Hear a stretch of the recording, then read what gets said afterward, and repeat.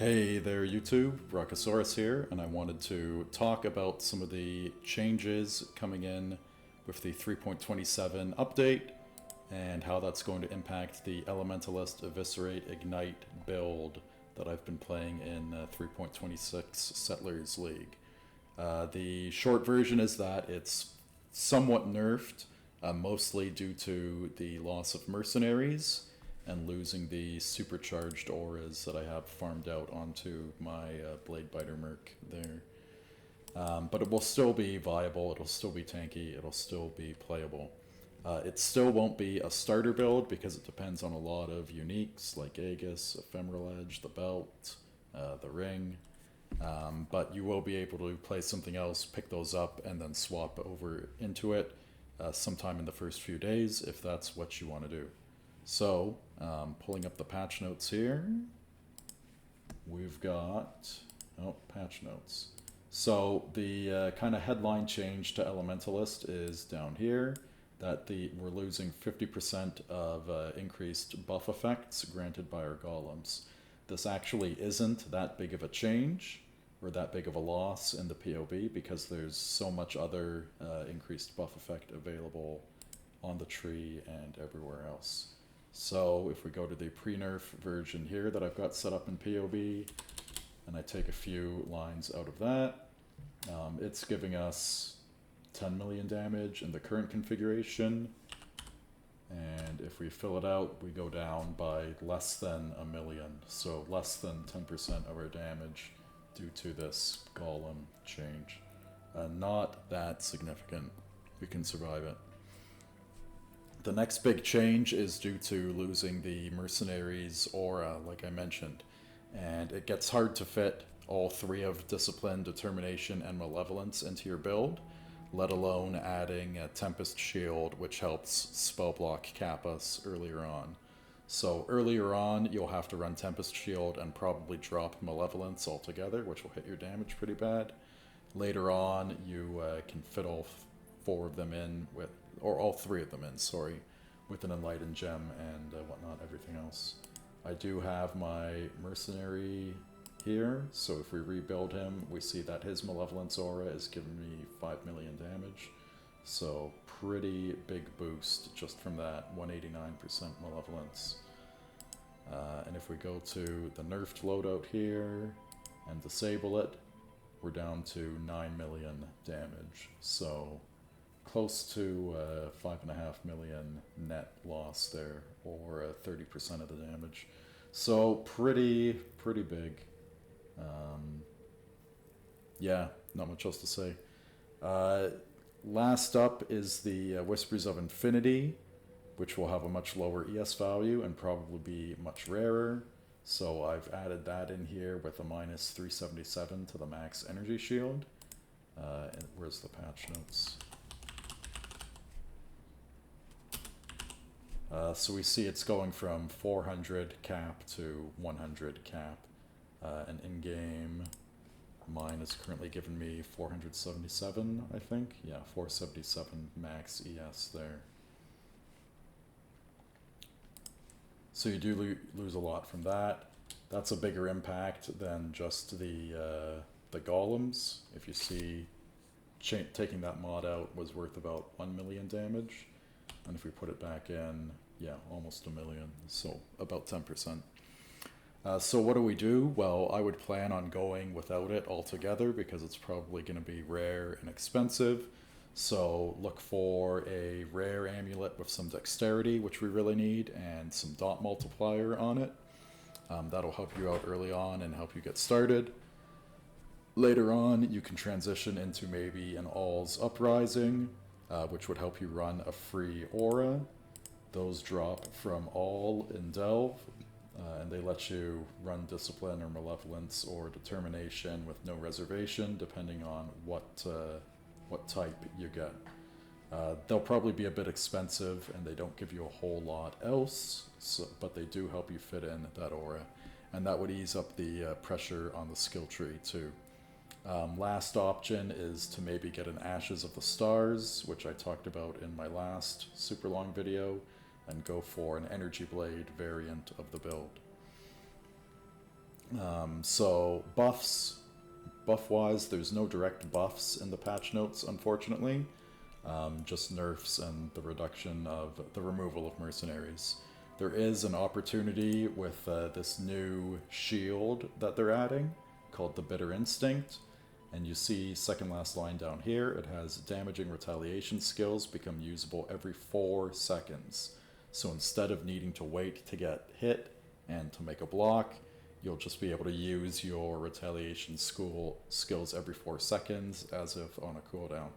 I think this will be very useful for bossing, and it's something that you might want to swap in and out, but you'll still want to run the Aegis Aurora for most of your mapping, because the ES recovery on block from that is kind of what keeps you alive in mapping. But bossing with that Aegis kind of sucks and feels really bad. You're waiting for bosses who have less attacks that do a lot more damage to hit you, and hoping that you roll well and block it. So having this Bitter Instinct instead will just let you get your attacks off every 4 seconds and keep some damage going on them. Do note that it has an 85 dex requirement, and the build is very dex starved. I think I'm sitting at about 80 right now. 103 because I screwed up my tree a little bit the other day. But you will need to get dex on your items and be very careful about that. So like I said, you can get it on your amulet and you can get it on your gloves. I have a T3 dex on mine, you can do better. And you can also get some dex on jewels, but you will be a bit stretched thin for jewels. Next up are the Bloodline ascendancies that they're adding. So they're adding a bunch of new ascendancies connected to the bosses. Oh, I found it right there. Don't need to run around. So, like each endgame boss will have one of these ascendancies connected to it, and they're basically like alternative places to park your ascendancy points. So because as an elementalist we've got all of these 1-pointers, it would be pretty easy to drop, you know, Shaper of Winter, which isn't doing very much for us, and invest that into something alternative on one of these Bloodlines ascendancies.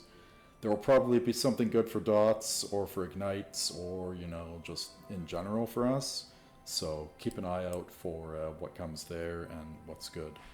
And then Grafts, they're going to be adding 2 new equipment slots over here on this area of your character, which will be called Grafts. And it's not really clear what they'll do.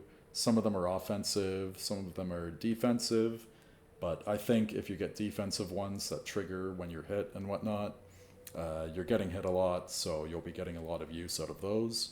So this build will probably work really well with those.